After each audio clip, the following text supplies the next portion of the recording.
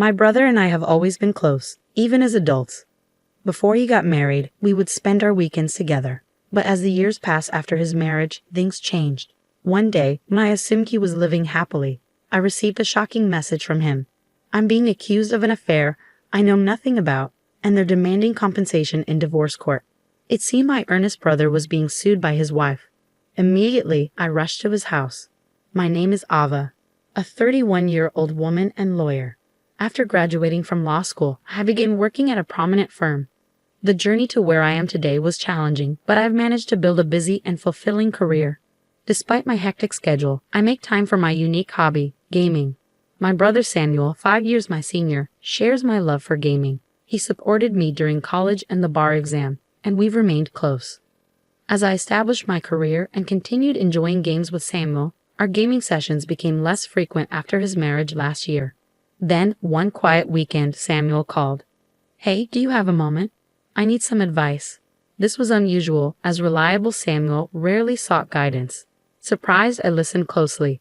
"Recently, my wife has been acting strangely," he confided. "She often goes out and sometimes doesn't come home at night. I hope I'm just overthinking it." Samuel's wife, Charlotte, seemed friendly the few times I met her, but his concerns were alarming. While staying out late or going out isn't inherently wrong, it can be concerning if it's frequent and suggests potential relationship issues. Samuel turned to me, a lawyer, for potential solutions. However, without solid evidence, there wasn't much I could do from a legal standpoint. Involving a lawyer at this stage might escalate the situation without proof against his wife. "I understand your worry," I told him. "But without more information, it's hard to say. She could just be out having fun. If you're seriously concerned, our firm works with a detective agency. I can introduce you to them." Though there wasn't much I could do directly, I offered to connect him with a detective if he felt the need. "A detective, huh?" Samuel considered. "That could work. I'm swamped with work, so I can't investigate it myself." "I'll think it over," Samuel responded, sounding uncertain.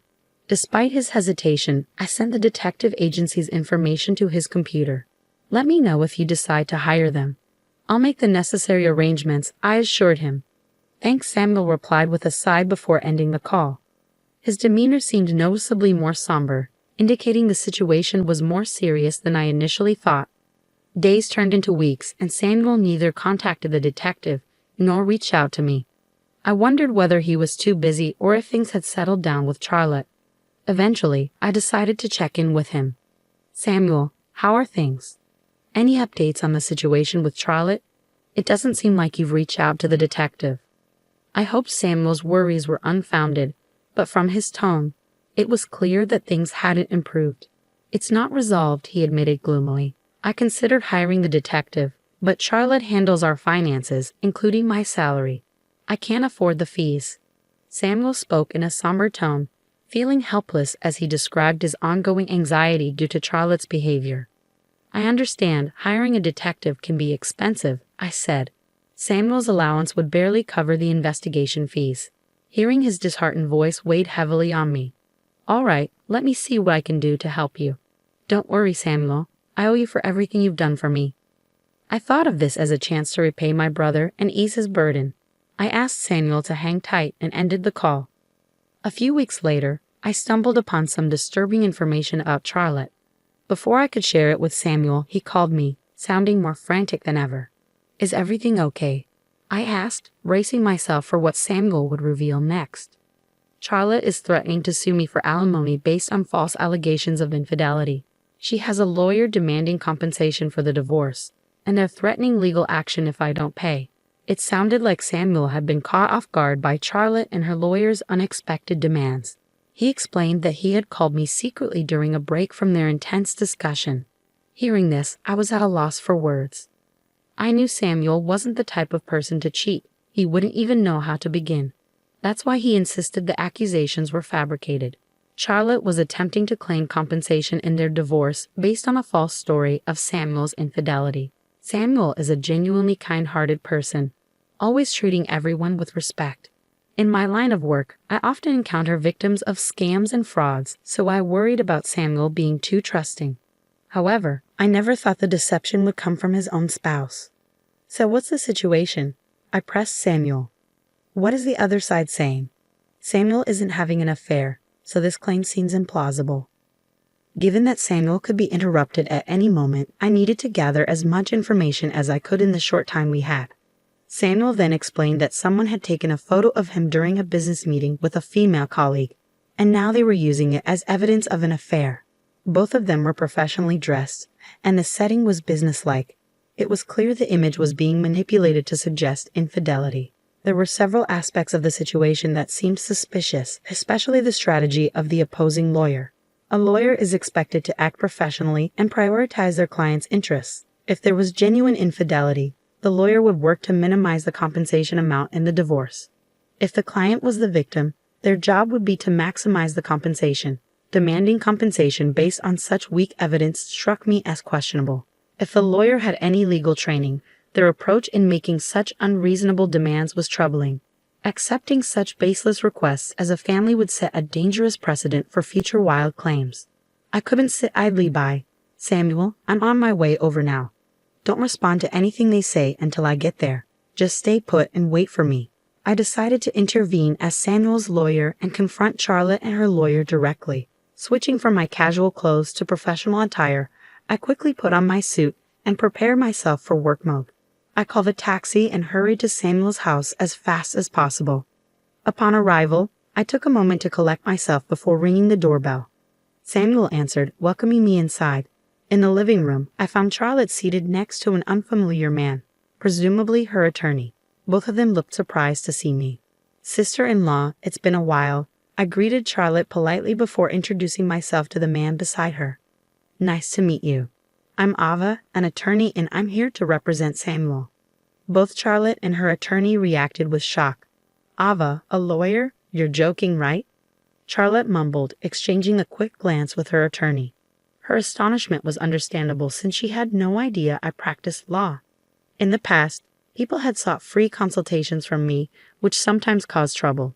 To avoid such situations, I kept my profession private, sharing it only with close friends and family, including Samuel. He respected my decision and never mentioned my job to Charlotte, which likely explained her surprise at my sudden involvement. Since Charlotte controlled Samuel's finances, he likely wouldn't have been able to hire a lawyer under normal circumstances. Perhaps she thought Samuel would be defenseless and seized this opportunity to assert her claims. As Charlotte and her attorney sat quietly, I considered my next move. Then Charlotte's lawyer spoke up, interrupting my thoughts. I don't care whether you're a lawyer or not, the opposing lawyer said. Your brother cheated and should obviously pay compensation. Charlotte, seated beside him, nodded in agreement. Their confidence in winning compensation in a divorce case based on such weak evidence puzzled me. What evidence do you have of this alleged affair? I questioned the lawyer, though I couldn't believe any claims of Samuel's infidelity. Despite my arrival, they continued insisting on the accusations. I wanted to know if they had any further proof beyond the photos Samuel had mentioned. He was having dinner with another woman. That's solid proof, the lawyer asserted. We could let this slide for $50,000. You wouldn't want this getting out to family or his workplace, would you? His words came across as a clear threat. I was almost tempted to laugh at the absurdity of demanding $50,000 based on such flimsy grounds. Did he realize how outrageous he sounded? His bold claims confirmed my suspicions that this lawyer might not be as legitimate as he appeared. Despite his status as a supposed attorney, his approach resembled that of a scam artist. I initially thought he might be a corrupt lawyer, but even with me, a practicing attorney, present, he continued making unprofessional statements. Demanding $50,000 compensation based on a simple public meeting was ludicrous. Being in a suit in a public place during daylight doesn't prove infidelity.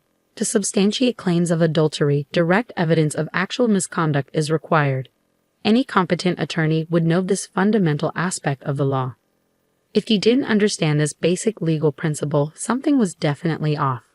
I understand your concerns, I said, considering the next step.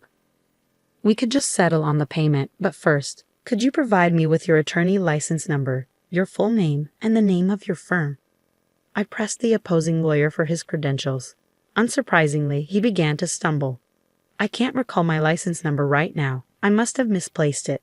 Contact my wife for an appointment, he stammered, clearly trying to avoid the situation. Forgetting one's own attorney license number is inconceivable for a legitimate lawyer. It was obvious he was attempting to deflect and find a way out. You can't provide it because you're not a real lawyer, are you? I pointed out. I expected him to confess, but he remained defiant.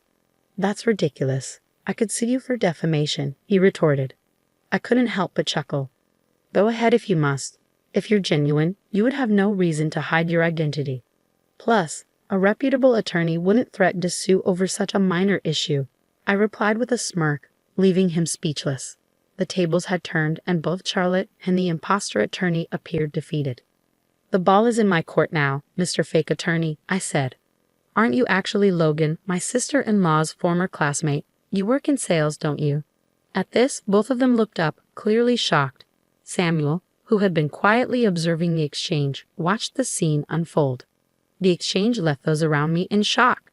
You're not an attorney, I began. You're actually my sister-in-law's affair partner. Samuel wasn't the one having the affair. It was you two, wasn't it? I looked at Charlotte, who appeared taken aback by my revelation. The sudden appearance of an informed attorney must have been unsettling.